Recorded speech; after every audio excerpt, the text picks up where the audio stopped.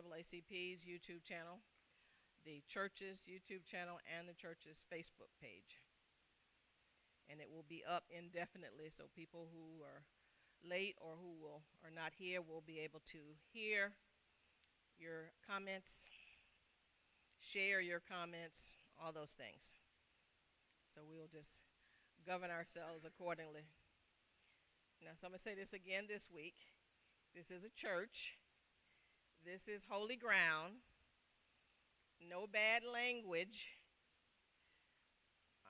If I have to reach out to the lieutenant, I will. I don't want to put you out, so be nice. The pastor has allowed us to be here once again, and some people always say, well, why'd you say that? I say that because some things have happened. We don't want those things to happen tonight as people are speaking. We don't want to be disrespectful to the church community, to the church, and to the pastor who is allowing us to be here. We will ask that you all of us, we will govern ourselves accordingly. And with that, Pastor, if you'll open us up, please. Thank you. Let us all stand. You know, representing Mount Hermon AME Church, I want to thank you all for coming out here tonight and to have this forum with us. We love the NAACP. We support the NAACP, and we are just terrifically enthused by the work of our president. Could you get your hands together for our president of the NAACP? She does a marvelous job of informing and educating our community, and whatever we can do to help, we like to be a part of it.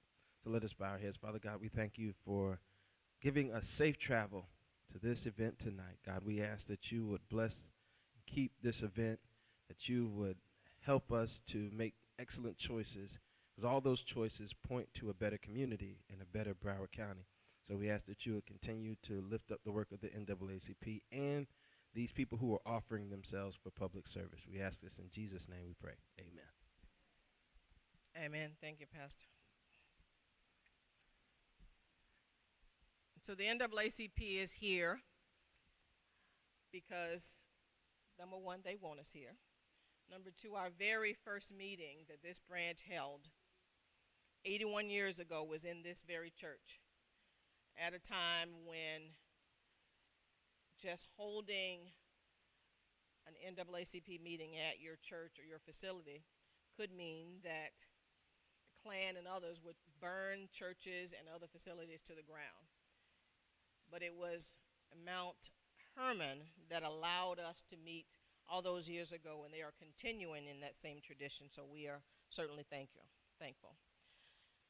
So with that, we are going to start. Let me just say this, that candidate Zeman has a bunch of kids. Two of those kids, one has an event. So you will see him begin, and then you will see him exit stage left because he has to be at his child's event. So he will stay as long as he can.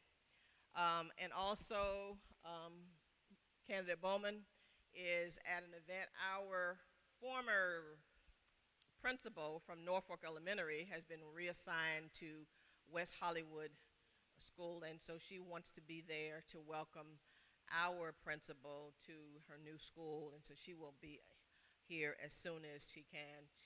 She's traveling from West Hollywood to Fort Lauderdale, and so bear that in mind as well.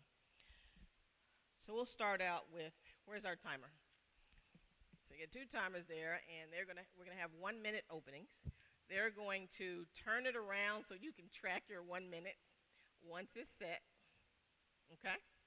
And so people will be coming in. You just continue on as people come, and just tell us, first of all, introduce yourself, and then do an opening statement, whatever that wants to be. There are people here that don't know many of you.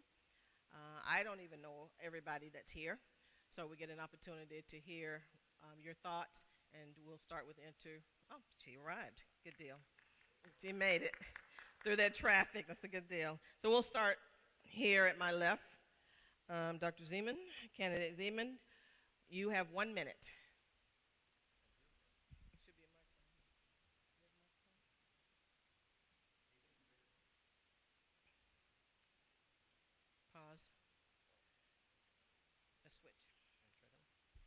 about that. Oh, I knew that worked. Hi, I'm Alan Zeman. I did not want to miss this event, so I'm really, really glad that I got to be here today. I'm double booked. My daughter is going to be doing a big performance, and she's been studying for 4 weeks to do it, so I'm just going to say hi and then duck out, but I did not want to miss this. I want to thank a few people that are here. Debbie Hickson, my countywide school board member, thank you for your endorsement, Debbie. And Jen Gottlieb is also from the Broward Teachers Union. Thank you on behalf of your organization for your endorsement as well.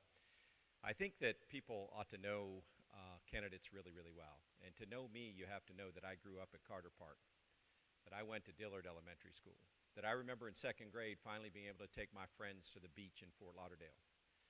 And that when I was done with college, instead of going to Wall Street with my PhD in economics and math, I decided to join as a civilian in the United States Navy. And I worked there for 20 years. My last 8 years, I was a senior civilian there. And I've served ever since then, and I'll continue to serve, and I hope I can serve for 4 more years. Thank you very much, Marcia. I gave him a few more seconds. Oh. No, that's okay. Look, We're all set, Doc. You've got a little extra time here. look, Okay. the You are leaving time. Oh, should I go? No, I'm asking. Yeah, I'm sorry, I have to go. Can I just do 30 more seconds and go? 30 seconds. Thank you. The other thing that I think is really important in this community is that all African American communities, all minority communities want one thing more than anything else, which is they want somebody that speaks the truth and then does the truth. I ran on 2 platforms 4 years ago. One, we were going to become an A district. A year into it, we did. We've been one for 3 years. The second is I was going to work my butt off to raise teacher pay. We've raised $13,000 in teacher pay for the past 4 years. So if you want somebody that's going to do what they say they're going to do, I'm that guy, or at least I have been for the past 4 years, and I intend to be that way for the rest of my life. So thank you, Ms. Elson, for your outstanding leadership, and thank you to the audience here for your forgiveness for me to go spend some time with my family.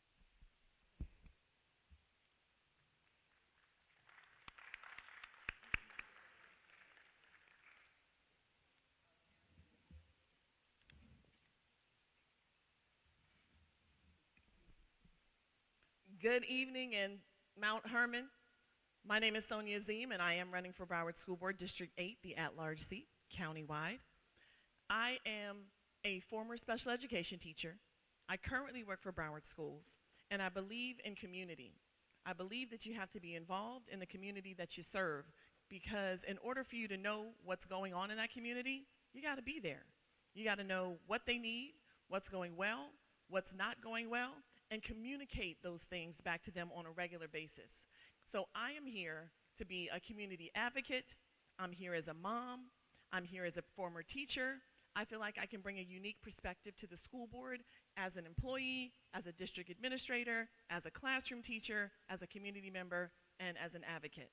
So I would like to have the opportunity to earn your vote. Please learn more about me at soniaforOurschools.com. My daughter has my literature here. Thank you so much for your time.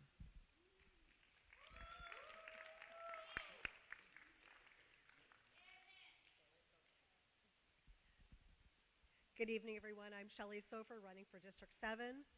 Can I just copy and paste what you said? So we have a lot of similarities here. I am a current Broward County teacher. I'm in the Northeast Quadrant over here. I've been working at Deerfield for the last 17. I'm going to start 18 on Monday, and yes, I'm ready. I'm a mom of 3 kids, one with special needs. I bring a lot of diversity. I bring a lot of variety. I don't bring just what we have here in Broward, because truth be told, I've been down in Broward 23 years. I bring experience from North Florida, where I taught before. I bring experience from Europe, where I taught before. I know good quality education. I'm the recipient of good quality public education, but I also know what it is on the other side. I know what it is to be an employee. I know what it is to be a parent. I know what it is to be a community member. I know what it is to be in a minority representation, because I have 3 biracial sons, and we are all Jewish. So we got the double minority perspective. So we know what it is to fight for our rights. We know what it is to fight for children. And trust me, I know what it takes to get this county on the right step.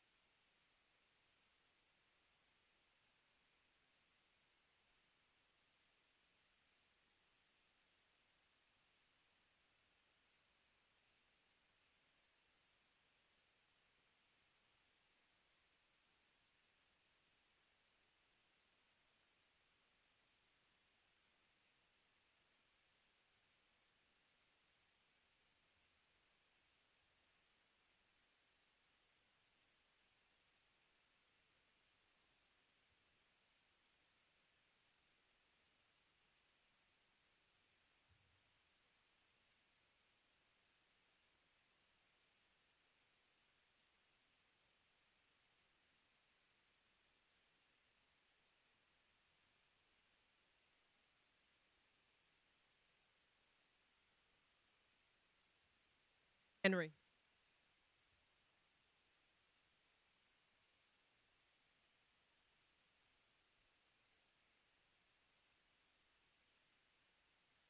Hey everybody, good evening. My name is Mackay Henry. I'm running for school board because the Broward I remember is leaving our children behind. I'm 20 years old. I'm the youngest man in this race. And I'm frankly the youngest candidate running for school board, period. But when I look at the Broward that I was raised in, because my mother's been a union teacher nearly 20 years now, it seems that our students are being left behind and forgotten about. In Broward County, nearly a third of students in this district aren't reading on grade level. When we look at black and brown students across this county, it's nearly half, 45%. I could carve this room in half. And as I part the room, nearly half of that population wouldn't have their children reading on grade level. The number one thing we need to think about in Broward County is are our children reading? Because we can't say that every student succeeds in Broward County until every student reads in Broward County. Thank you. Candidate Fernandez. Good evening, everybody. I'm Roberto Fernandez III. I'm a teacher, taught at Boyd Anderson High School, Plantation High School, and Monarch High School. I've also been a district staff member in what used to be the Equity Department for Broward Schools. We're still doing the work. It's just under School Culture and Student Support. I have taught here in Broward County. August will be my 22nd year as an educator here in Broward. My two daughters attend schools here in Broward. My youngest is at Bear Middle School. My oldest is at Plantation High. I am also the teacher that led the service learning projects at Woodlawn Cemetery, the historic cemetery off of 9th Street and just south of Sunrise. Mickey Hinton and Johnny Alexander helped me and my students do this project year after year. So we really learned about Broward County Black history, and I really got to know this community in a very intimate way. I am fighting for our students. I think we need to focus on students first, definitely getting the teachers the tools that they need to teach our students effectively, and then trying to get some of the politics out so we can really focus on the business of helping students. Again, Roberto Fernandez, Broward County School Board, District 6. Thank you. Thank you. At Morst. Hello, everyone. Sorry, my name is Nicole Morse, and I'm running for school board in District 4, which represents Coral Springs, Tamarack, North Lauderdale, Margate, and Parkland. I am a mom of 3 students in Broward County Public Schools, 2 who have graduated, Caleb and Mariana. My 3rd, Joshua, is a rising senior at Coral Glades High School. My daughter graduates from UCF tomorrow. I'm very proud to say that. I have been in the trenches in Broward schools for the last 10 years. Serving on advisories, District Advisory Council. I chaired the North Area Advisory last year, which represents 70 schools in the North region of Broward County. And what I have noticed is that the disparities in this district are significant. We have created a system of haves and have-nots and a public school system that should serve everyone equally. My district has not been equally or equitably represented, and I am running in my district, District 4, and really to serve entire Broward schools to make sure that we have equity and representation everywhere. Thank you. And at McCarthy Bowman.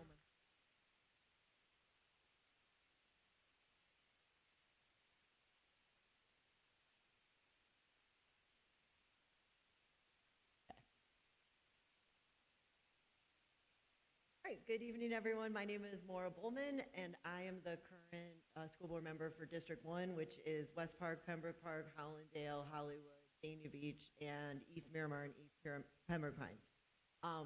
I've served as a Peace Corps volunteer in Jamaica when I got out of college, and I'm an attorney by trade. I started my career at Legal Services of Greater Miami, defending low-income tenants and homeowners, and now I'm in private practice. I do real estate and business. So I bring to the dais my lifelong desire for equity with business and legal and financial knowledge.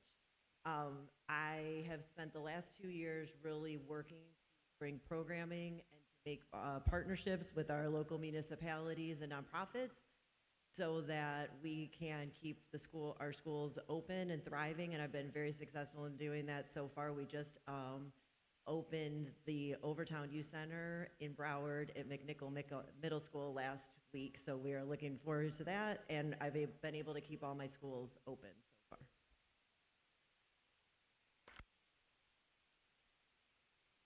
We're talking about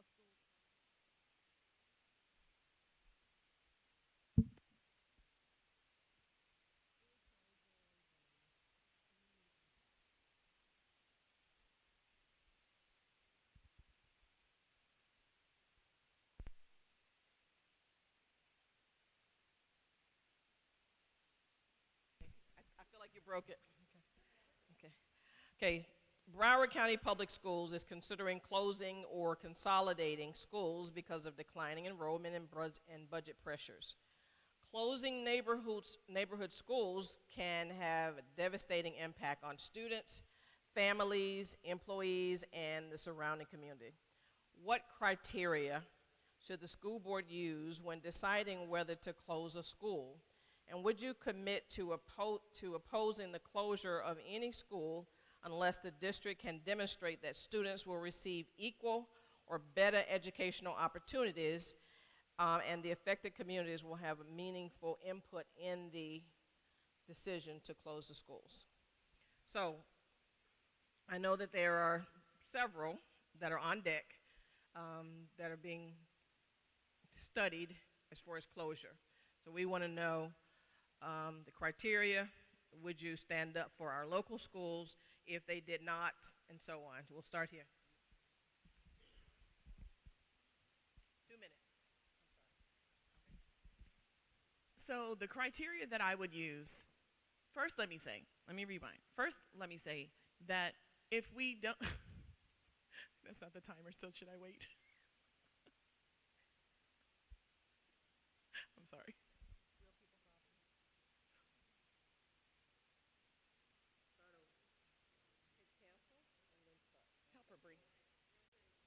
Okay. So the first thing I would say is I don't think that we should close schools as a first choice. I think that that has to be a last resort. Should I stand up? Let me stand. I think that that has to be a last resort. And what you said about making sure the community input is involved, every time we close a school or consolidate a school, the community is impacted. The schools are the bedrock. They are a foundation. They're a cornerstone in the community. So if we're closing schools, if we're moving students away, we have to ensure that they're going to get better than what they would have received in their school. If a school has to close, the significant under-enrollment, where we are losing money because we are already in a financial crisis and a financial deficit, I understand that. If the school has to close, it has to be significantly under-enrolled. Significantly by the standards of the district at this time, I believe, is under 55% enrollment, and has been that way for some time, and that we are losing money hand over fist.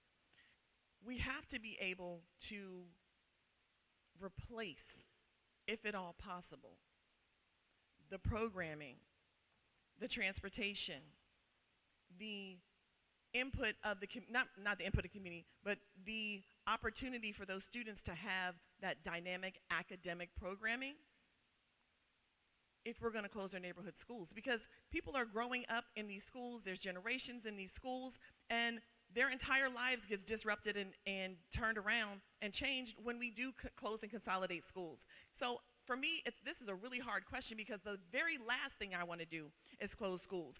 But more than anything, we need to have community input, because the community that school is in is the one that is going to be impacted the most, and they should have some say in what happens when that school closes and how the next steps are taken in order to rectify the situation so our students can have equitable opportunities.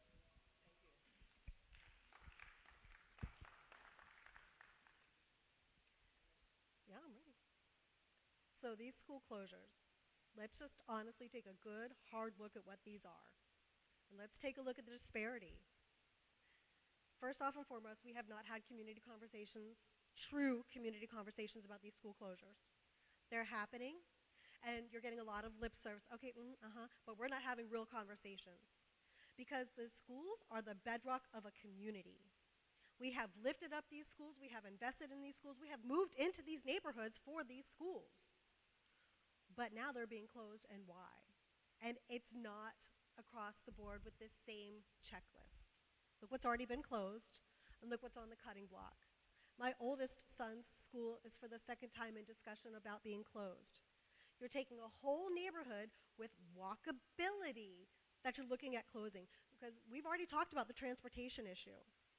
We have a lot of schools that are being closed right now where the parents don't have transportation options. The kids walk there for a reason. We need to make sure that the community has that input. Enrollment has to have a certain threshold. But what is that threshold? Right now they're talking about a 70% threshold. 70% is still pretty doggone good. 70% is still a C by academia. If we're going to talk about closing schools, it needs to be below 60%. How do we get there and keep it up? Well, we need to look at the programming that we're offering, because right now we have too much bare bones programming. What can we bring in? What can we be innovative? Why can't we open our doors to more programming? Why can't we get more VPK in? Why can't we get more K-3 programs? Why can't we keep them more sustainable? One of the things that I'd like to do, instead of having my office down in the Crystal Palace, I'd like to have my office in my own district where my own people can come, knock on my door, Ms. Sofer, we have a problem. I need to talk to you.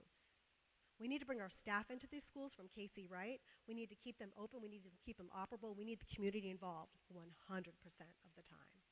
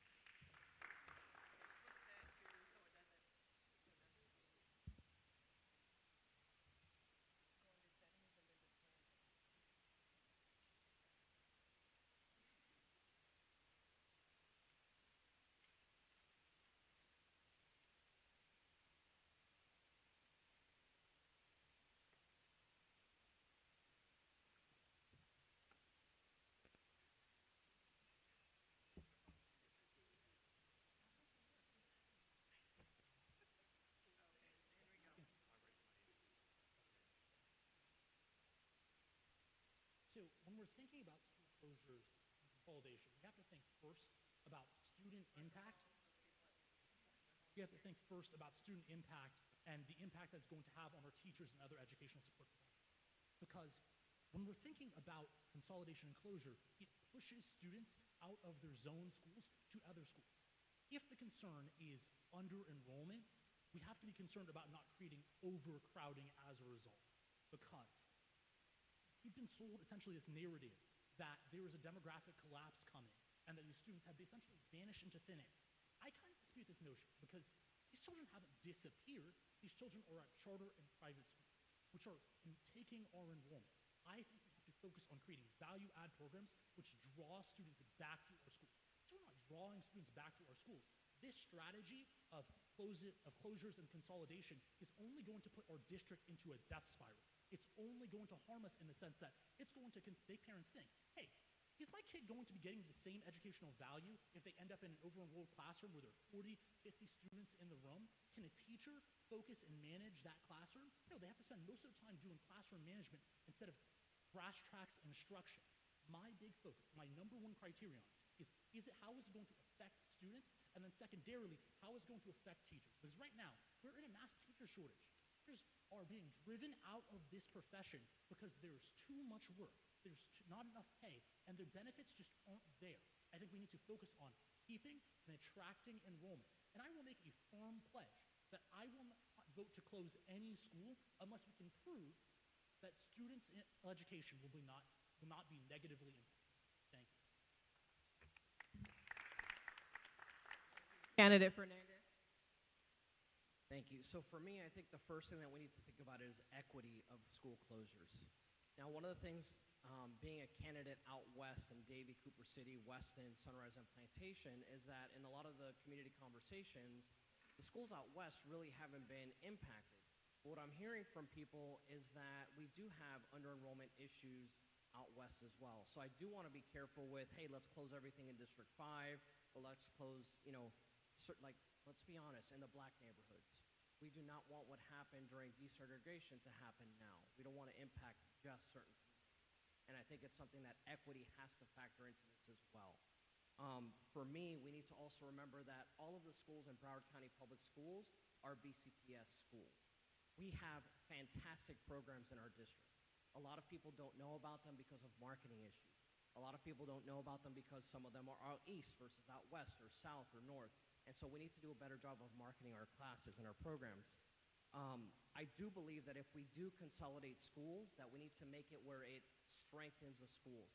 I've heard from several teachers at the doors that they had 30 students in a third grade classroom this year. 30. That's a lot of students for a third grade teacher to be managing in the classroom. I taught 30 to 40 students as a high school history teacher, and for me that was a lot, and those are high school kids. And so when you have the pressures of state testing and all of that, I think if we're consolidating schools, great. Let's keep the staff. Let's make sure that we can have something manageable like 18 students in a classroom to help us manage students and help students and make sure that we can get the literacy and the learning gains that we need for students that have an equitable education, so they have skills when they're going into middle and high school.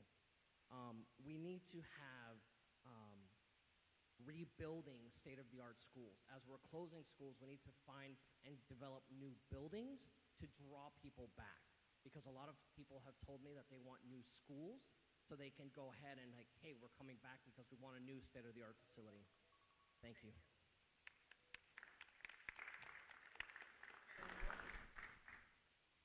Okay. So I have wow, that's very loud. I have given the suggestion the last few years that we've been in redefining that we do a regionalized approach. Rather than just sticking Band-Aids all over the district and fracturing feeder patterns, I suggested maybe we do the Northwest one year, we do the Southwest one year. That way, we are not fracturing feeder patterns and then adding to the under-enrollment of the school. If we close a middle school, like last year they wanted to close Forest Glen Middle School, they feed 100% into Coral Springs High School. They're in this about 60% of their capacity. That would have decimated their enrollment. So I think we need to go with a regionalized approach. I'll go back to the boundary policy. 2 years ago when we brought policy 8010, they were gutting that policy. They were taking out boundary committees, stakeholder input. The word equity was being wiped from, and equitable educational opportunities was being wiped from the policy, right? They didn't want the community input. I fought that policy. Ms. Hickson is here. She made 1 million motions and got all of those items put back into the policy, but we had to fight for that, for us to be on the boundary committee, for you all to have a voice at the table. I see my friends back here from St. George. When they were closing Broward Estates, I went down and fought with them because when they closed them, it was from years of deferred maintenance. They had taken their VPK program. They had sent their third through fifth gifted program to Parkway. So they had started siphoning off children, and they used almost none of the SMART funds for that school. And so it led to an eventual closure. So I would say we have to make sure that we are equitably funding our facilities so that families want to go there, because you can throw programs, the best programs in these schools, but if parents walk in and there's a hole in the ceiling and they have mold, they're going to go to the new charter school down the street. So we have to make sure we're funding our facilities before it gets to the closing. Thank you. Carthy Bowman. All right, thank you for the question. As the only person here so far that's had to actually vote to close schools, I can say that it's traumatic for the communities, and it's also terrible for us to have to make those kinds of decisions. And the overarching point that I look to is if you have to close a school, are your students getting more? Is there going to be a benefit to the students and to the community because you're not getting the art, you're not getting PE, you don't have the programs because you're under enrolled and you don't have as much money, you can't hire as many teachers. I'm very happy to say that this week we had the announcement that every single school is going to get PE, art, and music, regardless of their enrollment. And so that's a major step forward. I actually kind of came into this position in advocacy because my kids went to a school that was under enrolled. They never had, my son's going to go into 5th grade, and this is the first year he had art, and they never had, my other 3 sons never had art, and they lost PE, and it's all because of enrollment and funding. So, but in my district, what I've really tried to do is bring solutions on the ground and work with our community leaders, work with our nonprofits, work with our municipalities, and it's been very successful so far. Like I said before, we have the Overtown Youth Center, which is coming to McNichol Middle. McNichol Middle was slated to be closed. It's a pretty new building. There were charter schools, there were other schools that wanted to get into that building. It would have changed the character of the neighborhood. And so by working together with our local leaders and having this opportunity, we were able to bring that programming to McNichol, and that's going to make the feeder pattern healthier. And then in Hollandale High School, it's becoming an all-magnet high school, which is like Pompano Beach, which is a 4-day school model, which will attract more people. So solutions, bring solutions.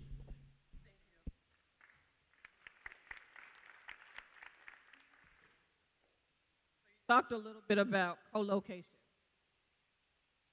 I'd like to know if you as a candidate support co-location,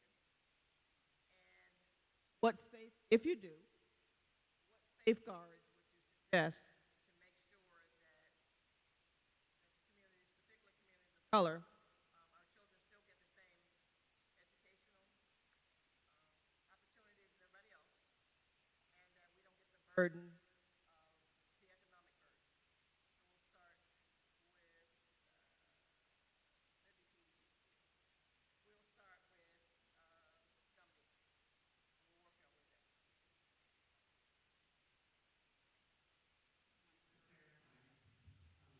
So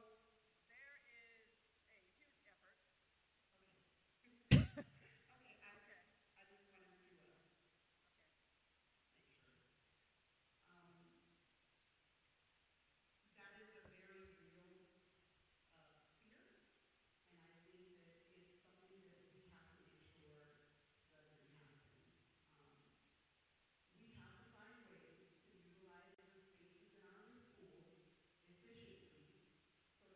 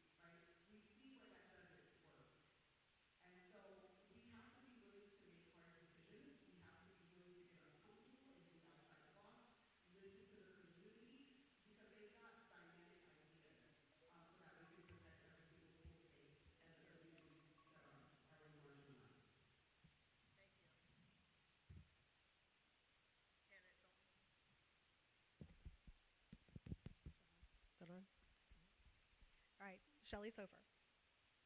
Co-location. No. I'm just going to come out and say it, no. I don't want charter schools coming into our public school buildings, and I'm going to tell you why. Because the way it's written in the legislature, Broward County Public Schools has to pay for everything. They will be paying for the facilities maintenance. They will be paying for the toilet paper, the paper towels, the soap, and everything else. They're going to be taking everything, all of our advantages, for their own selves, and they're not paying for it. We, the taxpayer, are. Co-location, you're going to have another situation of the haves and the have-nots depending on who comes in. We're already got this, we have this diversity that we like, but we also have this system of they do and they don't. And we don't need more of that. If a charter school wants to come, they need to find their own. Why not? I don't feel like we're going to hand them the keys to the castle. That's not something I want to see. What I want to see are more programs and more options. I want to see things like we have down in the South area, we have marine biology programs. Why don't we have that up in the North? Why can't we have that same access? We have programs that deal with building and construction in some of the other schools, but we don't have that in other areas. We have so many opportunities. Co-location with charter schools, that's not an option. Because who's to say that they're not going to do something that's going to disrupt our own ebb and flow? I don't want to share our SROs. I don't want to share our facilities on our dime. For me, that's not an option, no. If they made that choice, then they need to pay for that choice. Our schools are our schools. We love them. We're going to build them. We're going to make them better. And these charter schools, hit the road, Jack, and don't you look back. No mo. Thank you.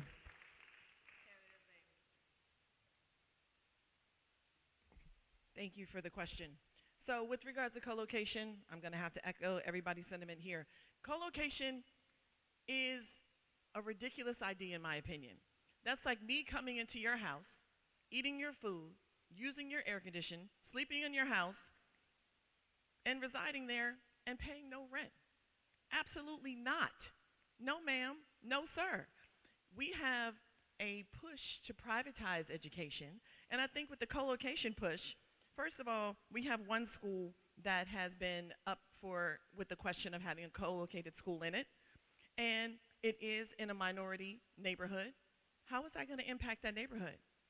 Why do they get to come in our schools and use all of our resources and not pay a single dime? What kind of ridiculousness is that? What guidelines are going to be put in place to say that they won't siphon our students and start trying to recruit the students that are at the public school to come over to their school, their charter school? Absolutely not. We need to bring in community programs, vocational programs. For those areas that are not being used, we could bring in vocational programs. For schools that want to have an automotive program, want to have the AI-resistant programs like plumbing, like HVAC, like electrical engineering, electrician. We could bring those into those schools. We could bring in our facilities, our district programs or district offices into those schools so that we're utilizing the space effectively. Because, as it was said earlier, we got to pay for the whole space. We got to pay for the lights, we got to pay for the water, we got to pay for the air conditioning, we got to pay for everything. So we need to put district resources, district people into those schools. If we can't do that, community programs. We can partner with communities and bring in programs like Mr. Dominique said earlier, like healthcare, like Job Corps, like opportunities that we can benefit from the community and from the school standpoint. Thank you so much. Mr. Henry. Candidate Henry.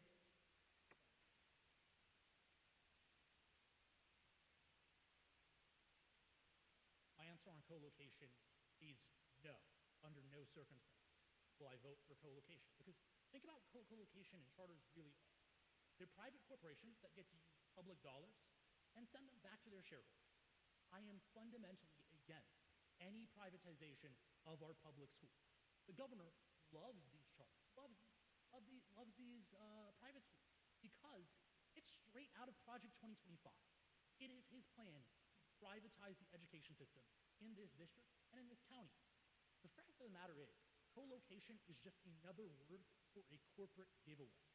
We have to think about what that means for our facilities, what it means for our teachers, because when you start bringing co-location into our schools, you are really just trying to bring about the death knell of this public school system, right?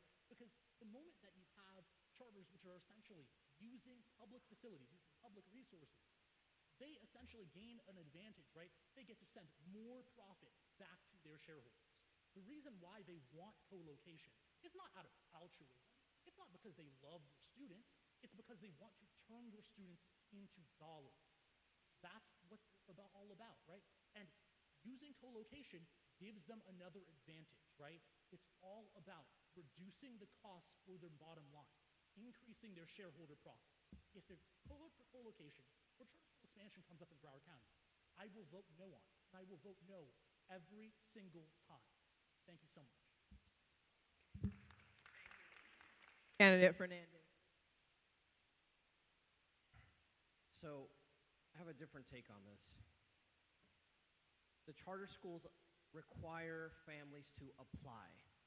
Private schools require families to apply.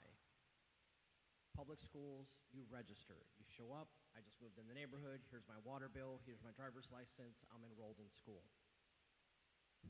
56 years ago, Wade George Allen walked into a courthouse here in Broward County and filed a lawsuit to desegregate Broward County public schools because there was a dual system of education here in Broward.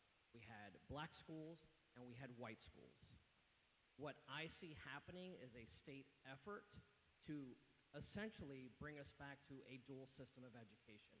I've talked to people at doors that said, you know what, I support charter schools because the kids that aren't good don't have to be in the charter schools can kick them out. My question was, where do those kids go? And we need strong public schools that can support every single student that walks in the door. Having taught at Boyd Anderson, at Plantation, at Monarch High School, I know that every single student that comes into my classroom has my support, has my full 100% devotion to their educational success, and I want them to succeed. I am invested as their teacher, and I know eventually I win their love and their respect too as my student. And so my concern is, to your point about equitable education, we need to make sure that our public schools are strong enough to support a strong education. As others have said, we have to have strong advanced academics programs. We have to make sure that every kid that leaves our schools can read, can write, can do arithmetic without using a machine, without depending on AI, that they can do it like they are able to do it on their own. And then they know how to use those tools effectively as adults going into the workforce or going to advanced academics in college. Thank you. Candidate Morris. So I think there are a couple of things going on here. So, we know that we have a governor who is dead set on dismantling public education. And it used to be that if you were a failing school, that the charter schools could come in and take over. Well, we have no more failing schools. Now they've said, if you're under-enrolled, we can come in and take over. We can co-locate. Most of our schools are under-enrolled, right? And so to stop schools of hope from coming into our schools, we're going to have to either consolidate or we're going to have to, as you call, co-locate. And I know there has been some ideas about bringing, like in Coral Springs Elementary, they are currently the lowest enrolled school in the district. They were discussing bringing in an autism charter. We have parents who are driving down to Miami to go to an autism charter, and they would pay for this space. So rather than having a charter school come in and take it and us have to pay for them being in our building, they would rent the space from us. I know there was a district-run charter that they had discussed, so that's one option. But when you go back to having those, we'll say Broward Estates, they had 200 kids left. We were saying, can they just graduate out so we don't have to disrupt them and send them to another school and have the early learning center co-locate with them? That's my ideas of co-locating, having a partner that comes in and pays for the space, or having Casey Wright staff, district staff, they've already started moving into under-enrolled schools, having them come in and take up the space so that we keep the schools of hope from moving in. So that is what I would agree to, is doing anything we can to have someone come in, take over our space, and us pay for that. Thank you. Carthy Bowman. Great. Well, Just to clarify, first of all, the Overtown Youth Center is after school and summer program and wraparound services. It's not co-location, it's just supportive services for the students. So co-location, absolutely not, and that's what I've been working to prevent in my district for the past year since they passed this terrible bill that has expanded the ability of people to come into our schools without paying. And just to think about what that means in general, we have, as Mr. Fernandez said very well,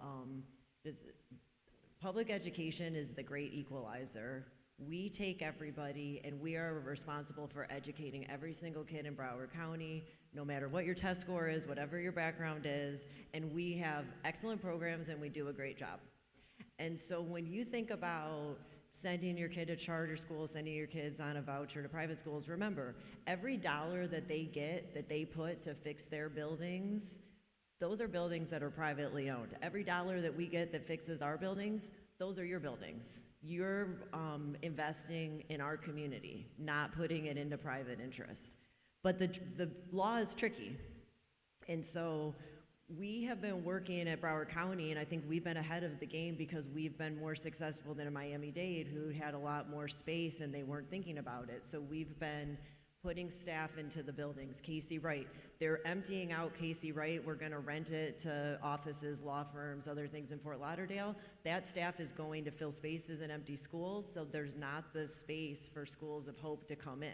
So we are actively working on that. I don't think anyone on the board wants to see a School of Hope come into the school. And sometimes, you know, we can't get around the law and what the law requires, but as much as we possibly can, we are working to make sure that our schools are for our kids, for the public, and not for private interests. Thank you. Our community that serves on the diversity committee went to schools all over the district this past school year. And what the committee found time and time again were schools whose enrollment was mostly Black and Hispanic, had lesser than. By that I mean they didn't have one-to-one on laptops like the other schools. They may not have had a Promethean board. They were waiting for cameras sometimes for years. They had light fixtures that needed to be replaced or something along those lines. And so the question is, we know that this is an ongoing problem where the schools on the east side are not being served in the same way. We know that the district has a lot of procedures in place. For example, if there are those who ask for cameras, they're supposed to have a list to get to. Well, some of those people we found have been waiting for years. So what will you do differently to make sure that we move the needle forward when it comes to equity in, be it laptops, be it equipment, be it Promethean boards, be it whatever, media specialists? I know there's a thing now with, as far as monies, but what will you do differently to kind of keep that going along and to make sure there's not such a glaring disparity within our schools? And we will start with, how about candidate Nicole? Thank you for the question. This is exactly what got me into advocacy in this district. When I moved here in 2017, my school did not have a single point of entry. I walked into open doors, past classrooms, to the office that was centrally located, so I passed children before I got to an office to check in. And I asked, why do you not have a single point of entry, or why are the doors not locked? Well, a part of the SMART program was we were going to get a single point of entry, but that hasn't happened. They've been dragging their feet for years. So I went to the district. After Stoneman Douglas, that was of the utmost importance to me. And I didn't understand why it took that long. After Stoneman Douglas, we got a single point of entry, but we still had broken cameras. And I would reach out to my school board member and say, we have broken cameras here, we don't have a security guard here, but we have schools in Parkland that have ballistic glass, and our teachers were using construction paper. That was unacceptable to me. That was one of the things that got me started in my advocacy. We have schools that don't have media centers. We have schools that don't have working ACs. Part of my plan is to get into my schools on day one, understand the needs, talk to the parents, meet with the principals, go to the SAC meetings, go to the city meetings, work with the commissioners, work with the community to see how we can better serve those schools. I was just in the city of North Lauderdale, 2 of my schools, Silver Lakes North Lauderdale Elementary. They have money put aside. They want to resurface the field, and no one's been there to help them. So I set up a meeting with the mayor of North Lauderdale and our facilities, and they've created a reciprocal use agreement. They're going to pay for those fields, and their city can use that. They just need someone that sees the needs. This district is huge. That's what your school board member is supposed to do. They're supposed to be in the school, seeing the needs, and making sure that staff is following through with it. We were without cameras for months. Thank you. Candidate.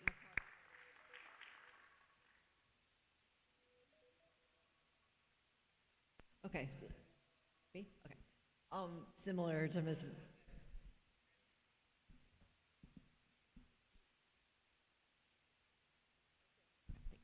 So similar to Ms. Morse, one of the reasons I got into this advocacy is also because of the facilities and the disparity, particularly in my district, which is has the oldest facilities and really has been neglected for many years.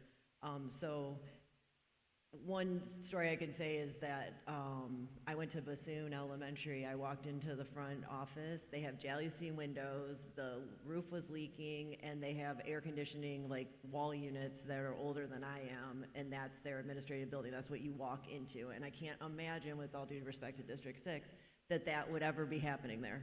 And so our board has passed and allocated funds. They're getting a brand new building, and that's happening now. So it's like we have to be on the ground, being in our schools, looking at our facilities, and advocating for it. I know Debbie Hickson is on the ground doing the same thing. I've been on the ground doing that. I have a list of the schools that I have. That Collins Elementary was built in the 60s. It took them 10 years to build a new bathroom, and it's not on a slab. That needs to be attended to. Hollandale High School has not had any updates since it was built in like 1975. We're bringing no programming this year, and so it's getting a facelift, and they're at least making improvements because this is happening and because of advocacy. Hollywood Hills High School, bad condition, but we walked the grounds a couple weeks ago, and there's a lot of good things that are going to be happening there. So it's just the man that's in charge right now, Mr. Dorsett, is amazing. He's attentive, and he will help us do what we need to do, but you just have to let him know. And if you want to call any of us, we are there. He's been so responsive in doing what we need, but it's just dedication and knowing that our schools, like in my district, really need the attention, really have been neglected, and I'm the advocate that's going to continue doing that. Thank you.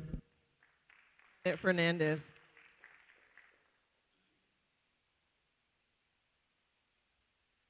Thank you for the question. One of the things that I'd like to, I guess, make everyone aware of is that the Diversity Committee is one of the largest committees that the school district has. And they are tasked with inspecting the schools to determine if they are adhering to the CCC lawsuit, Citizens Concerned About Our Children lawsuit from the late 90s and 2000. And so part of the mission of the Diversity Committee is to ensure that we do have equity in all of our schools. One of the things that I know as district staff, because Marion Williams, who many of you might know, is the person that's the liaison between the Diversity Committee and the school district, they visit schools at least one school visit per week. Now, we have over 300 schools, so they are not able to visit all of the schools. But specifically to District 6, where Nova High School has over 350 outstanding work orders as of the last work order list that I saw. 350 plus. It is number one in the district for the most outstanding work orders.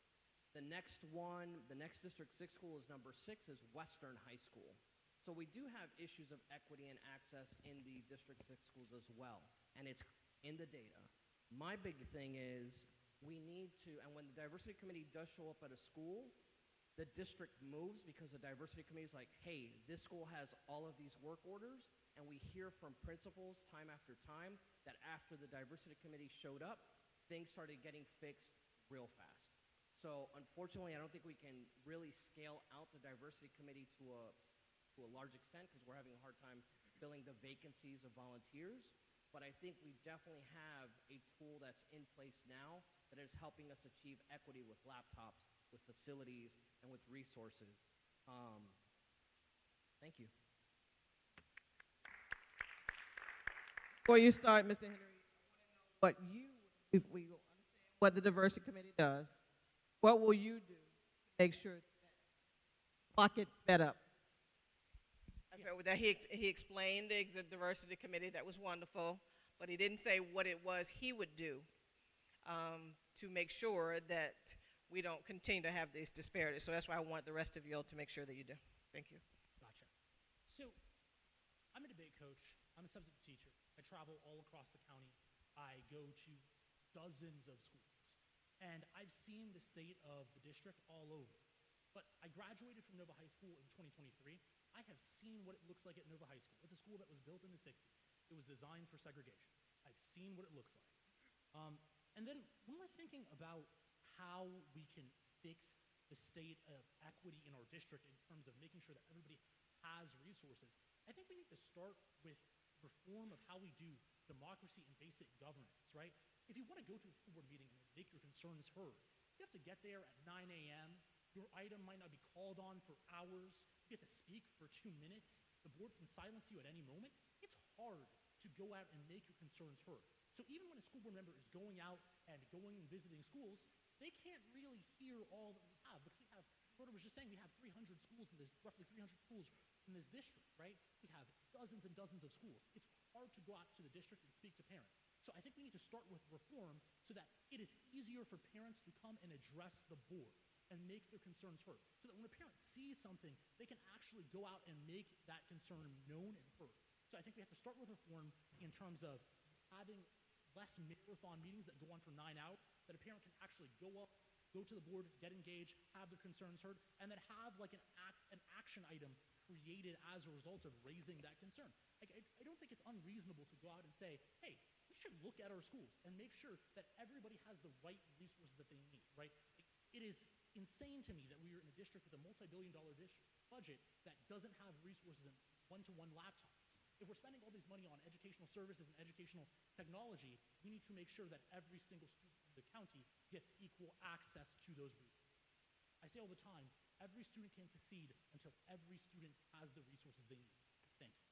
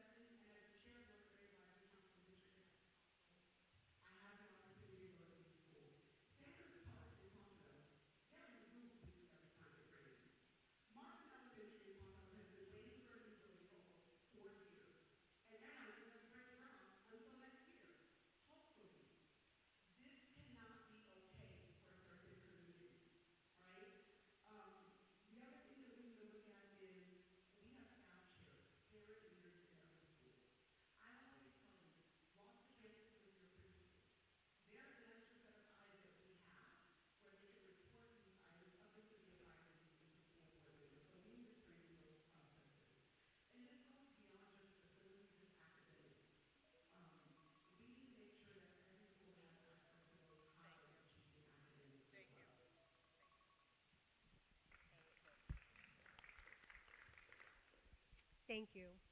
So, because I'm in the schools actively, I see everything that we just heard. Our schools don't play on even ground. I'm saying it because I've witnessed it. I've seen my high school where I work at, Deerfield Beach High School, we get sloppy seconds. That's unequitable. What we need to have a system of checks and balances. And it's not just where it gets swept under the rug in the district. It needs to be viewable by the public. Why is it that one school gets brand new textbooks and the other one gets the old ratty ones? Why is it that one school gets the AC but the other one doesn't? Why is it that one school gets this but the other one doesn't get that? We got leaks all over the district. Some of them get fixed a little bit faster than the others. And you're right, the squeaky wheel, you can only squeak for so long before you're like, I'm tired of hearing. No. We can fix this when we have audits that are publicly viewable to every single one of us. Every single parent, every single taxpayer has a right to see what is new, what is not new, and what needs to be replaced. And it needs to be equitable across every single one of these schools. There is no reason why you have a commercial kitchen that gets fixed within 1 year out west, while the school out east is still waiting 6+ years later. There's no reason why one school gets brand new books for their Portuguese language unit and the other school is still waiting. We have to fix this. We got to stop sweeping things under the rug and acting like everything's okay. It's not. Put it out there, because the public records request, that takes too long. This needs to be a district policy. This needs to be something that where we have something that one school gets and the other school still needs, it needs to be there glaring where every single one of us can see it so that every single constituent can take action and make it happen. Someone needs to be held accountable, and we need to start it now. Thank you. Candidate Azim. Thank you for the question. So what am I going to do? First, I need input, not just from the district staff, but I need input, the district staff downtown. I need input from the teachers. I need to visit my schools. And you know, when you go to visit the schools, board member so-and-so is here. Somebody from the district is here. Let's take her to see Ms. Smith in room 123. Let's take her to see Mr. Johnson in room 120. No. I'm going to the cafeteria during lunchtime where the kids are, because they'll tell me what's happening. I'm not going to see Ms. Smith in 123. Take me to room 107 where I hear them kids in there cutting up. I need to hear from that teacher. I don't need to see the dog and pony show. I need to see what is happening on a regular basis. I don't need to announce my visits. I need to just show up, because not as a gotcha, but I need to know what's happening on a daily basis so that I can get accurate information, so we can take that information and put it into place. We have places like Rickards Middle School where the roof collapsed in 2021. It was supposed to be finished by 2023. We are in 2026 and it's still not done. Crazy. That would not fly somewhere else. We have schools with carpeting on the walls. We have schools where their bathrooms took 3 years to get repaired, 10 years for an air conditioning. It shouldn't take the DEI committee to come in and say these things are what's happening, so we need to fix them. It shouldn't take a special committee, but unfortunately it does. So I think we have to be boots on the ground in those schools, seeing what's happening and getting the input from the parents, from the community, from the task forces, and not silence our constituents, not silence the people that are bringing this information to the forefront so that we can work on it. Those are our ears and eyes on the ground so that we can get the information and make sure we have a meaningful impact in that community. Because I talked to parents yesterday that took their kids out of Broward schools for the facilities and not having the programming. Thank you. And before you leave, School Board Member Hickson, I want to thank you for being responsive to your appointees on the Diversity Committee. When we go out, there's a long process that we're supposed to do, but those people that reach out to you, I reach out to Vice Chair Holness, and that gets the wheel rolling. So I want to thank you for what you have done and what you'll continue to do, and also Dr. Holness. So thank you. Appreciate it. So if you ain't got no squeaking going on as we sit now, If the board member is not responsive, then, and you don't have access to the superintendent, then the teachers struggling. I am the mother of a Broward County school teacher at an old facility, so it can be rough. So it's important to whomever gets elected that they are responsive, not just to talk the talk. I know there's been a lot of talk about immigration and everything that's going on. So I want to talk about Broward County's participation in 287G Immigration Enforcement Program. There's raised concerns among some families that fear of immigration enforcement could discourage students from attending schools and parents from participating in their children's education. What responsibility, if any, does the school board have to ensure that every child feels safe attending school? And what policies would you support to protect students while complying with state and federal law? So let us start this time. How about candidate Henry?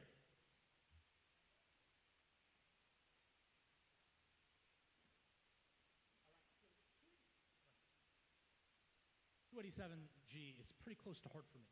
I'm an FIU student. There were about a half a dozen FIU students who were forced and sent to make apologies to the university president and the governor for protesting against ICE on campus. I think we need to keep students safe on campus. You can't show up to school and be concerned about your learning if you're concerned that you or your parents or a family member or guardian might be at risk or threat of deportation. Like, I think it is absurd that we have a policy in place which allows students to be under threat in the place that they are meant to be the most safe. Schools are the place of first and last refuge for our students, right? Like, we cannot have a policy that threatens the ability of our students to get and receive a high-quality education. I'm for breaking this agreement. And then secondarily, I am for making sure that we keep immigration officers broadly out of our schools. I don't want ICE in our schools. I don't want to see them patrolling our streets. I don't want to see them patrolling our communities. I think this is bad. I think this is deleterious. And they know, and the reason why I want to target schools and universities is because that immigration enforcement knows that they are hot spot for minority and immigrant communities all across. The other day I was at the Haitian American Democratic Forum, like about earlier this week, and they were talking about the mass threats of TPS removal and broad just destruction of immigration policy in this country. I am against any measure that would harm these students or harm their ability to stay safe in classrooms. So, thank you. Thank you. Candidate Fernandez. So I believe that ICE needs to stay out of our schools, and that is something that district policy supports. We, by law, they kind of respect the boundaries of the school, and I need to make sure that that continues to happen. One of the things that I know was happening back in December is that ICE was actually outside of Western High School, and they were picking up parents that were dropping off their kids. And that, to me, is probably more dramatic and traumatic for a student, is to watch their parent get arrested as a kid's trying to go into school. I can only imagine what it's like to be a teacher in that school trying to help a student navigate that and trying to get support from the district as that's going on. I experienced it myself at Monarch High School this year when one of my students told me in June, like, oh, I'm going back home. I'm like, oh, for the summer? She goes, no, we're going back permanently because this country doesn't want us here. And so it really hit me hard where I'm like, we are losing enrollment in our schools because we are not welcoming of people from foreign countries. And unfortunately, the demographics in this country have been very dependent on immigration to help us boost our schools, to help our economy, and all of those things. I do think that school safety is one of the most important things that we need to make sure that every student has all the resources that they need to have a sound education. I do want to go back for a second to the previous question and answer it because I didn't. I will ensure that the district is held accountable, and the reason I mentioned the work orders at Nova and at Western is because it's a metric. It is something that I can look at on a regular basis and hold district staff accountable. Marcia, like you said, you can come up to me, hey, Roberto, this is going on at this school. What can you do? I can nag the superintendent. What I've noticed with district staff is it is a war of attrition. Basically, they kind of like to drag it out and let kind of staff forget about it or school board members forget about it. I'm not going to be that person because I want to make sure that I see those numbers down so I can tell my district that's what I did for our school. Thank you. Thank you. Candidate Morse.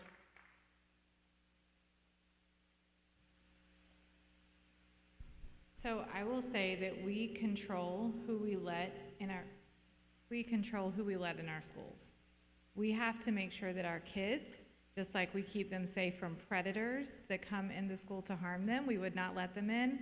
We would not let ICE in our schools to take our kids. 2 years ago when this became an issue, I reached out to the district, and I know we had trainings on what to do if ICE tried to come onto our school buses. I haven't heard of what the plan is if they try to come on campus, but I do know just like any other outside visitor, no one can come in and take our kids, right? So we have to make sure our kids feel safe every day when they come into our schools, but we can't control what's happening off the campus. We are losing students right now. We are 60,000 down, and that decline is just happening more and more because of what's happening. We can't control what's going outside, but I will always stand that our kids are safe in our schools and no one can come on and take them off of our schools or out of our buses. Another issue I want to talk to you all about is our students on free and reduced lunch. This year we started paying for lunch again since before COVID, having universal free lunch. And one of the concerns that we have and that we've brought as district advisory is that our parents who don't have legal immigration status, we've seen that they're not applying for free and reduced lunch because you have to use a social security number, the last 4 digits of your social security number. So while we have to figure that part out as well, how we're going to make sure that these kids have access to lunch. But I will always stand, you don't come in our schools just like any predator, you're not coming in our schools and taking our children. Thank you. Thank you. McCarthy Bowman.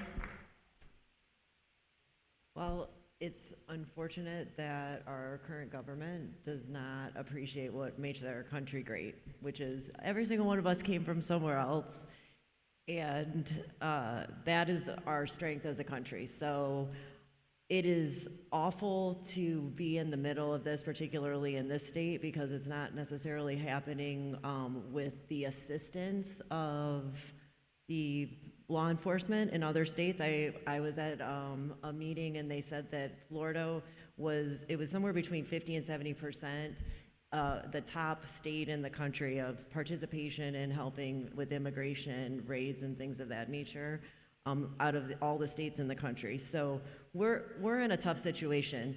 The school board and certainly the superintendent is fully supportive of protecting our children. And there's no coming into the schools without a warrant or some kind of legal way that you're going to do that. They're not just letting people in the door. But that being said, we're losing enrollment because people are afraid, the parents are afraid. When I go to my schools, I can see a marked difference, and I'm talking to the principals, I'm talking to the teachers.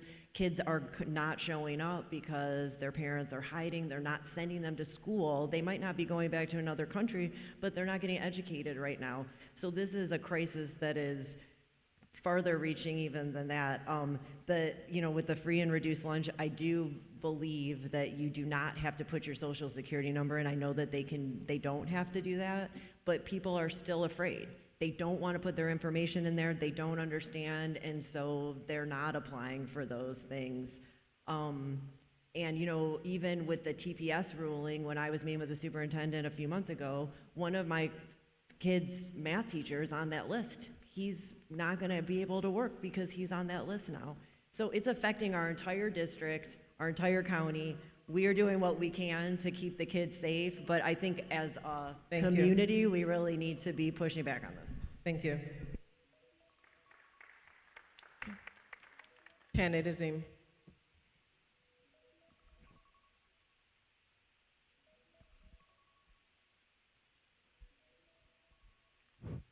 Hold on one second. Cancel.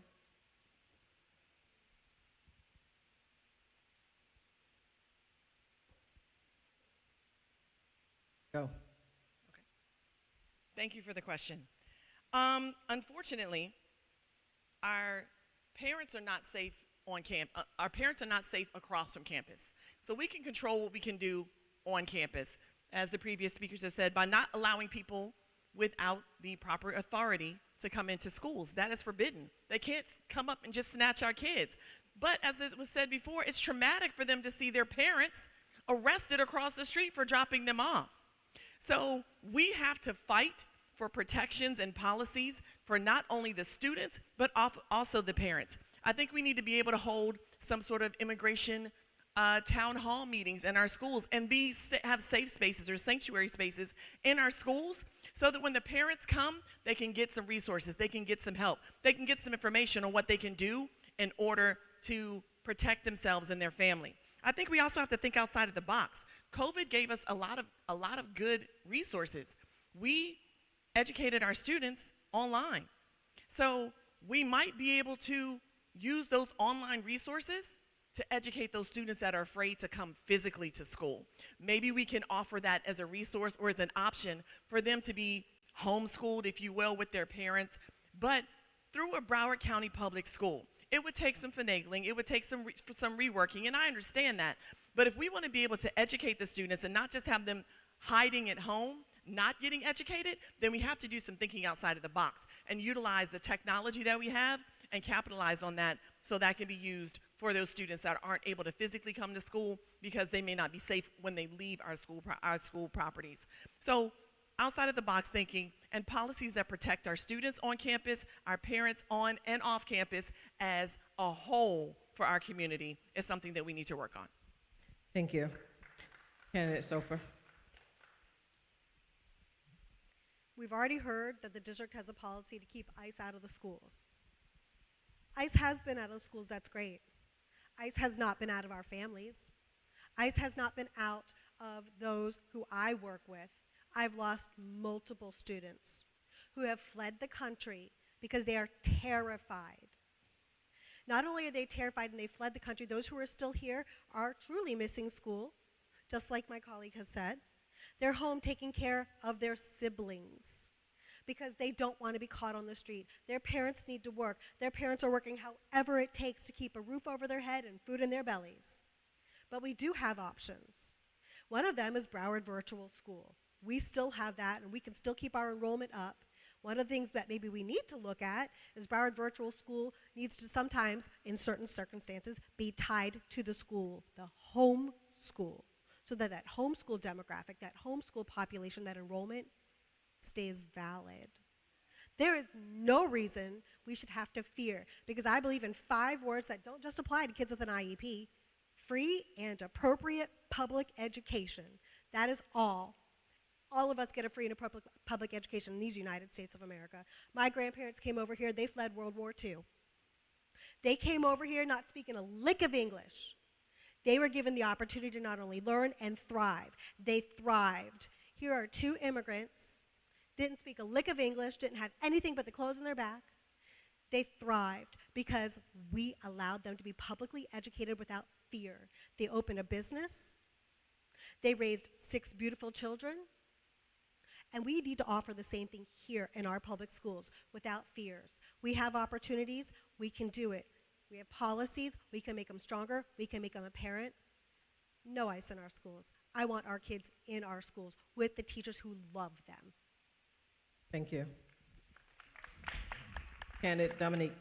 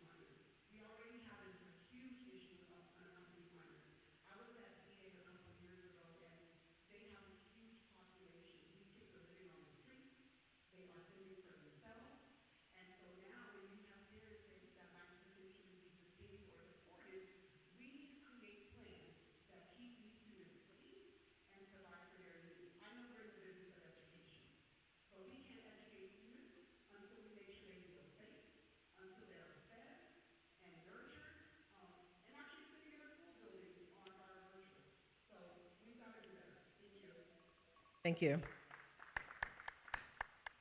Black students continue to be disproportionately suspended, expelled, referred to law enforcement, and arrested compared to their peers. Do you believe Broward County Public Schools has a prison to pipeline? If so, what specific policies would you change to reduce necessary law enforcement involvement while maintaining a safe and orderly schools? And if not, what evidence leads you to that conclusion? So do you think we have school to prison pipeline? Let's start on the other end. McCarthy Bowman.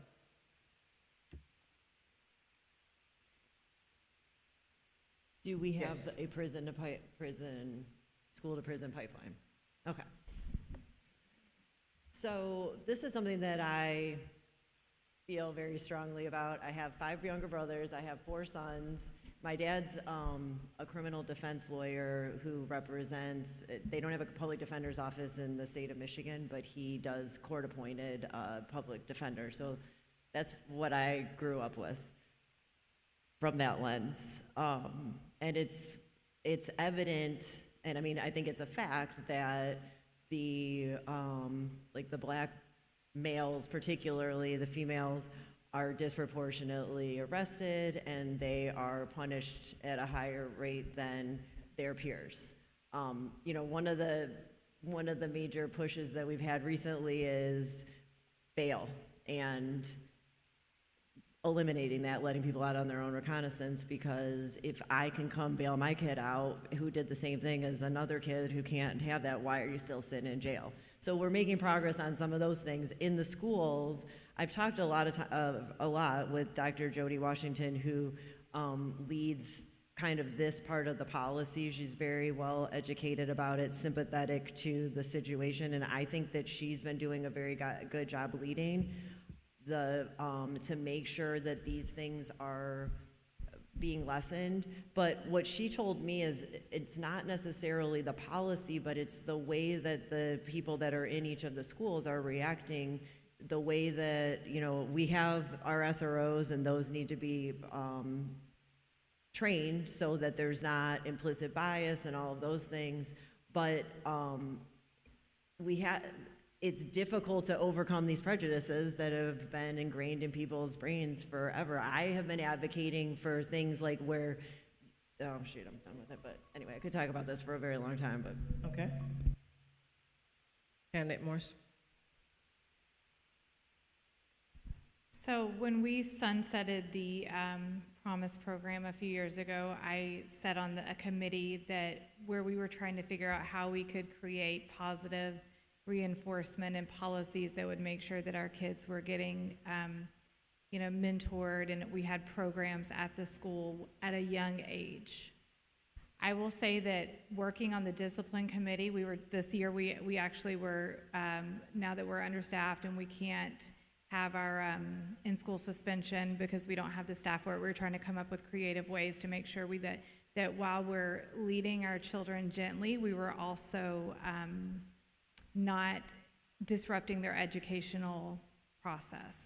And so some of the things, if you had an incident that was nonviolent, didn't hurt anyone else, you could stay in your school, you would have agreed to a therapy, a counseling inside of school, and that way we're limiting the disruption to your education. I think that the folks that we have in our schools right now working on these policies are doing everything they can to make sure that we are limiting the amount of disruption to our kids. What I will say is that at some schools, and yes, it is disproportionately Black and brown children are being penalized higher. When you look at the statistics, they just are what they are. Some schools are sweeping things under the rug because they don't want their assessor incidents to be through the roof. I've been to these schools where I hear repeated bullying and attacks, and I look at their assessor reports and it's not reflected. But if you look at a school out east versus a Marjorie Stoneman Douglas, it's very imbalanced. And I do think that the way that our children are treated, we had an incident a couple of years ago where there was a fight with a couple of children from my school, young men, Black men, 2 white men. They were not treated fairly. These 2 men were expelled while these other were allowed to stay in their school. I talked to Jody Washington. I believe that yes and yes, but we have staff that's trying their best to correct that. Thank you. Candidate Fernandez. So one of the things that I think that we need to expand on is a district guardrail, which is to ensure that every student has a trusted adult in the school.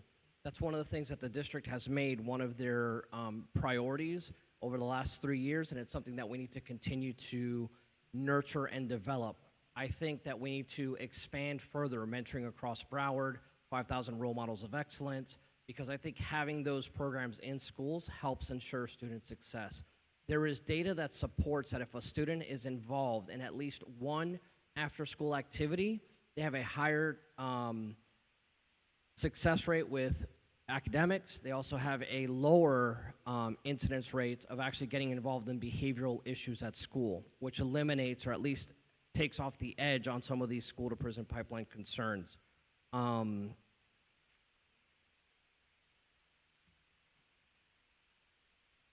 One of the other concerns that I have is that we need to have school board members that are going to advocate for these programs.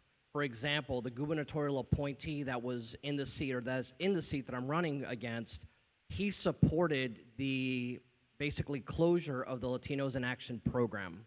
And I'm like, if you're doing this for our community as a Hispanic, how are you going to be for other community groups? And for me, we need to support all groups to make sure that every group has access to these kind of programs. I spoke to a family in Cooper City about 3 months ago, and the concern was that this is what the Trump administration said, was that it was a segregation-style program, which was not true. This family in Cooper City, like they had Jewish kids, they had Asian kids.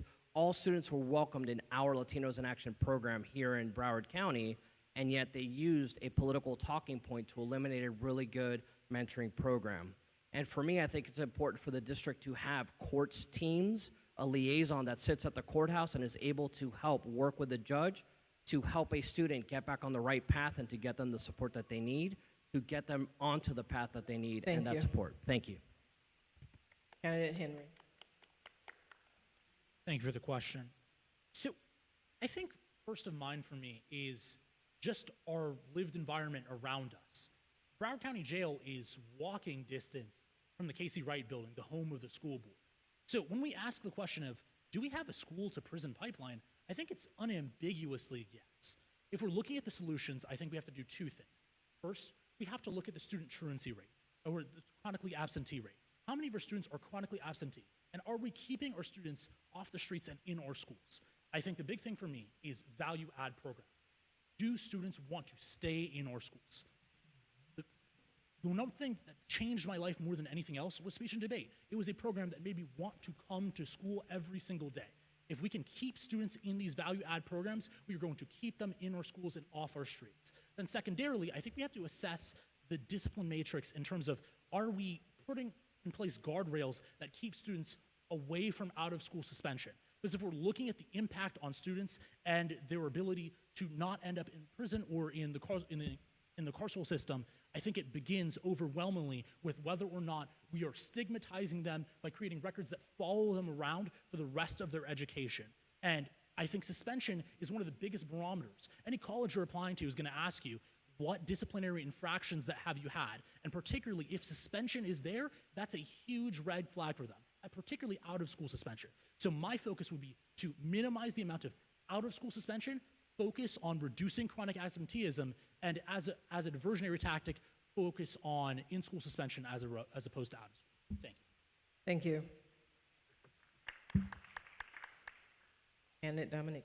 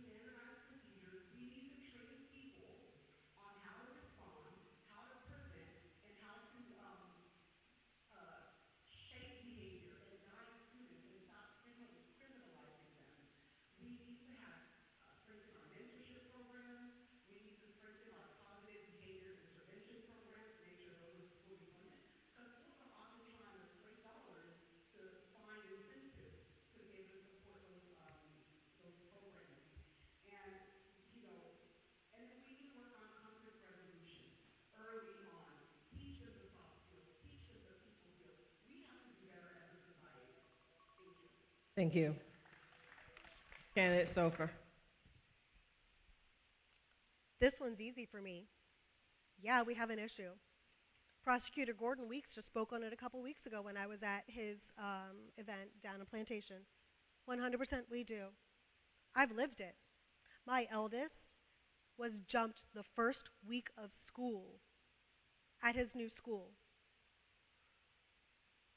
I've lived it. I came right up, and I've seen it. And they were like, oh, your son this and your son that. I said, pull camera, pull that tape. I want to see it tomorrow. And I want to meet with your SRO tomorrow.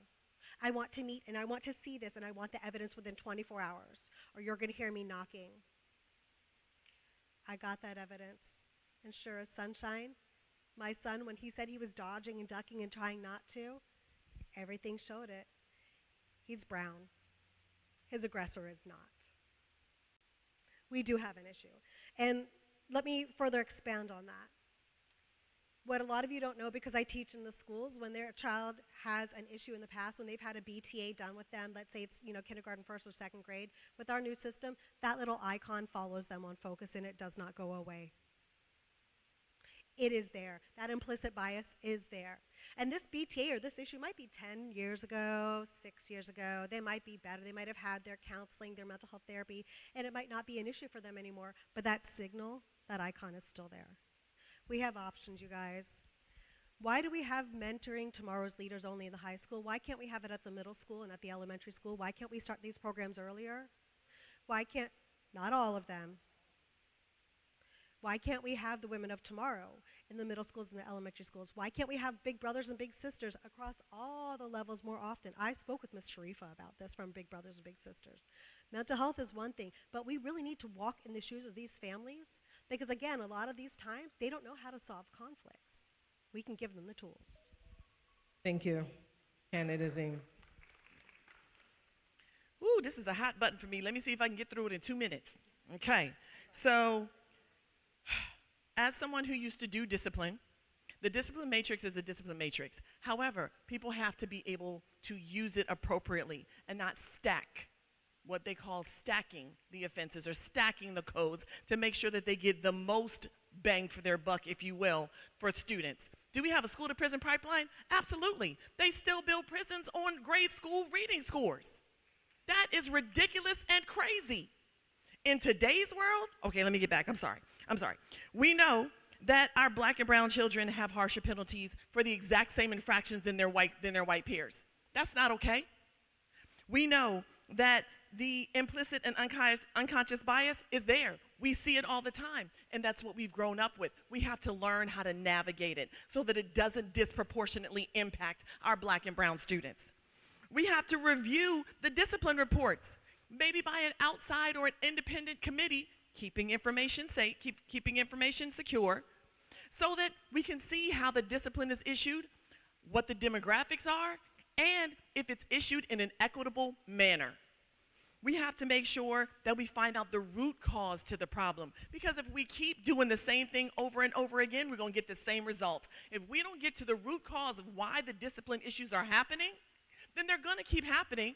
And if they don't have resolution or resources to make sure that it doesn't continue to happen, then we're going to see the same thing over and over again at the same rate. With regards to the Cessor incidents, those are the incidents that the schools report to make sure that they adequately report what's happening in their school. A lot of times things get swept under the rug because they don't want their school to have a bad reputation. 221,000 plus discipline issues happened last year. Only 2,000 of them were actually seen through fruition. But how many of them are going to stay on those students' records? A lot of them. Thank you. We can dance around it all we want. There is, school to prison pipeline is alive, well, and thriving in Broward County schools. Check the data. I know Jody Washington very well. She does her job to the letter. But they're not always forthcoming with the data when it comes to disciplinary in our schools because they know it's going to show. We've not gotten any better. We've been at this 15 years for us personally, and it's still the same. I'm on the diversity committee. We asked for the data. It took 2.5 months and a call to the superintendent we got something. It wasn't segregated like we needed, but there is a problem. And whomever wins, I hope that you will address that, one of your top priorities. All of our students are important, even the ones that look like me.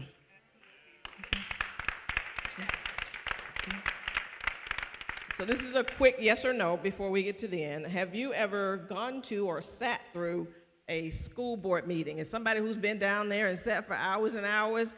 Yes or no? Starting here, Candidate Zine. Yes. Unquestionably, yes.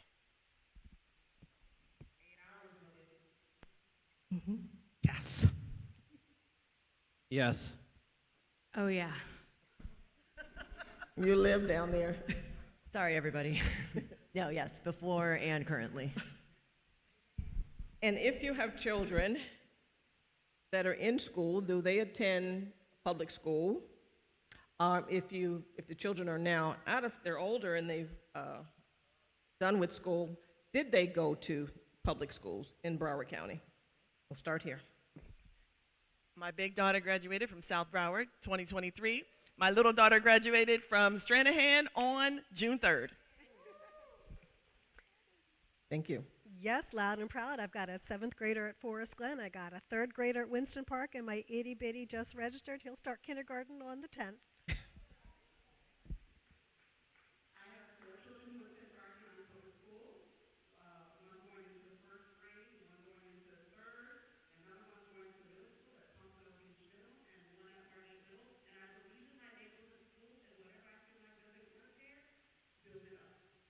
Thank you. Candidate Henry. I'm 20, so it would be a little awkward if I. You just left school, so you were there, public schools. It would be a little awkward if I had some kids who were school age by now. But I went to Well. Milton Manors Elementary School, I went to Lauderdale Lakes Middle School, and then I went to graduate from Nova High School in 2023. And I've stayed involved in our public schools because I've been volunteering, I've been coaching, I've been working as a substitute teacher. It's been my life. Thank you. Yes, I have a rising 8th grader at Bear Middle School and a rising sophomore at Plantation 6 through 12. Thanks. Excellent. Yes, I have 2 who have graduated. They graduated from Coral Glades High School, and I have 1 that is a rising senior, and I have been the PTSO president and the SAC chair, staff chair at all of their schools for many years, so I am like deeply rooted in our public schools. Excellent. I have We can hear you. Go ahead.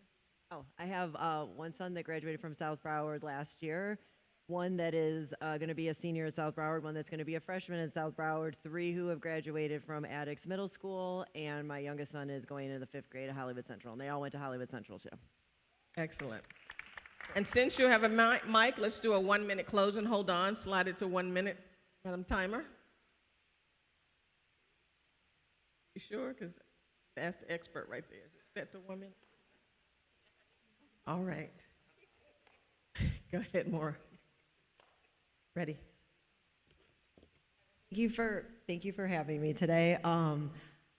It has been my greatest honor to serve District 1 on the school board for the past 18 months, and I have done everything I can on the ground to enhance my schools, listening to my community, and bringing my legal and my business background to the school board. So I hope that everyone will support my candidacy, and I would love to have 4 years so I can continue to do my work. And I just want to ask for all of you, as we've talked about charter schools and schools of hope and the need for our community, to really talk to the people in your community and build up our public schools. Our public schools are the heart of our community, and we can't improve them, and we have to have solidarity, and the more that you're asking people to come to our schools, the more money we'll have, the more opportunities we're going to have for our kids, and the more control we have over what's happening as we're raising the future. So please, please get involved, and please support us. Thank you. Thank you.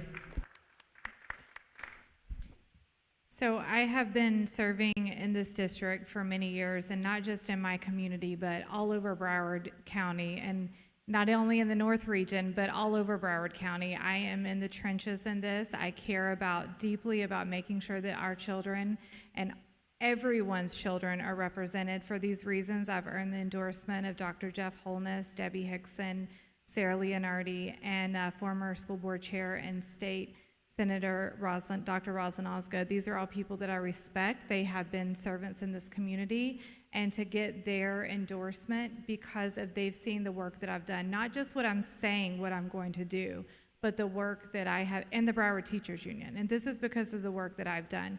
But I have hit a wall on what I can do as a volunteer. I've served on all the committees.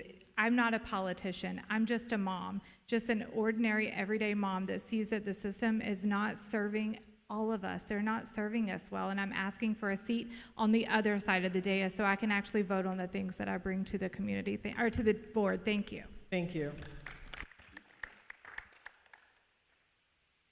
So I've been serving Broward schools for, like I said, 22 years. I've been a teacher, taught history at Boyd Anderson, Plantation High, Monarch. I've been district staff.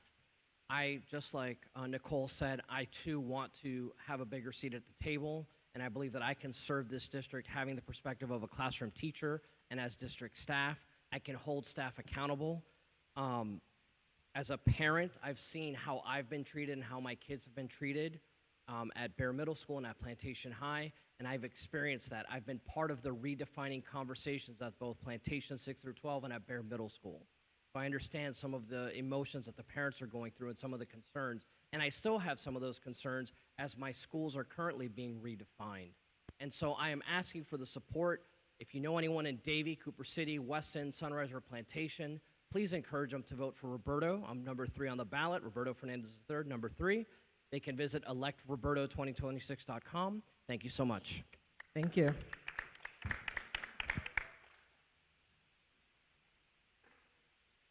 Thank you for having me. My name is Kai Henry. I was born and raised in this district.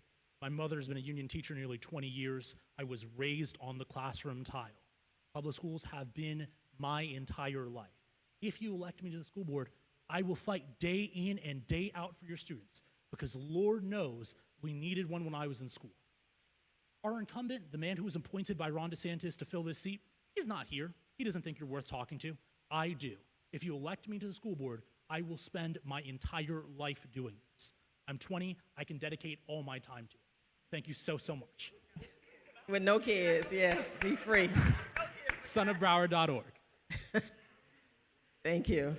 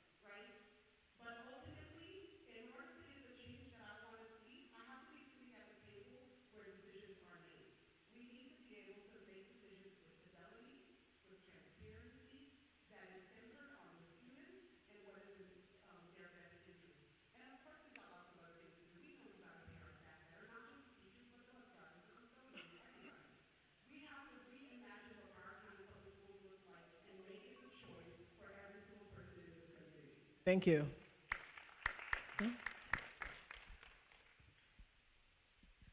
Experience matters. And it's not just experience on one realm, it's experience in multiple realms. K through college, done it. South Florida, I've been here 20 years. North Florida, done that too. Outside the country, yep, you got it. Outside the state, yep, got that too. Taught in Georgia. I've got a lot of experience. That means I can pick from a lot of different pockets to see what's going really well and take and choose. Because think about it, when y'all go to the store, you don't go in just one aisle. You go in every single aisle and you take only the best of what's out there. And I have that option. I have that opportunity. I have people that I can work on. I have people who will speak up and speak out and say this is what she's been doing for her 20 plus years. I have worked on different committees. I have made things happen, both inside the school district and outside the school district. You want someone who's walked the walk and talked the talk and been in every single community? That's me. I'm not afraid to stand up. I'm not afraid to show up. I'm not afraid to speak up. ShellySoferforschools.com. Thank you.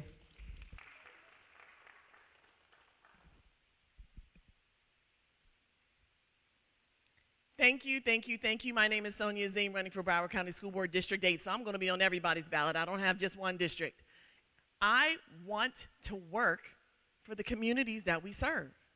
I want to make sure that we build back the trust that was lost with accountability and transparency. I want to make sure our teachers and our staff get paid what they're worth. We're never going to reach that, but we can try. The inequitabilities that we see from our students, from around the district, from the prison to the school to prison pipeline to everything else is ridiculous, and it needs to be changed, and I want to fight to make those changes. And I want to make sure that we have comprehensive safety training so that every employee in Broward County is prepared for the next critical or crisis incident, whether it be man-made or a natural disaster. From the largest to the smallest, I want to earn your vote. I want to work to make the changes that this community needs. Thank you for your time. Thank you. Is Pastor Green here? Okay, as he rolls down, you know, he's got a disability, y'all. He's temporary. But I want to thank you all for coming. I want to make sure that we make the best choice possible. I have my vote by mail ballot, as many others if you've seen the numbers, but I wanted to hear from those people who came to ask me for my vote. Now, I don't know about anybody else. I don't vote for nobody who don't ask me for their vote. Tell me what they're going to do for my community and who show up to everybody. You know, I guess if you're not important, literally. So I want to thank you all, and we're going to close out as we always do with a moment of prayer. Thank you, Pastor. Thank you. It's been my life dream to be able to roll around in the sanctuary. I know of him, but let us all stand. Let us all stand. Father God, we thank you for what our eyes have seen, what our ears have heard. We thank you for once again putting a special blessing and a special calling to all these candidates who have offered themselves for this public service. We ask that whoever this county chooses, that you will endow them with the gifts and the ears to hear the needs, to listen to our needs and fulfill the wishes, to make this a strong educational system in Broward County. I think that's what we all want, and God, with your strength, we can make it happen. This is a blessing for all of us to be here tonight, see us safely to our desired destinations, and continue to keep your hands on the work of the NAACP and its leader and all of its officers. This we ask in the name of God as we pray tonight. Amen.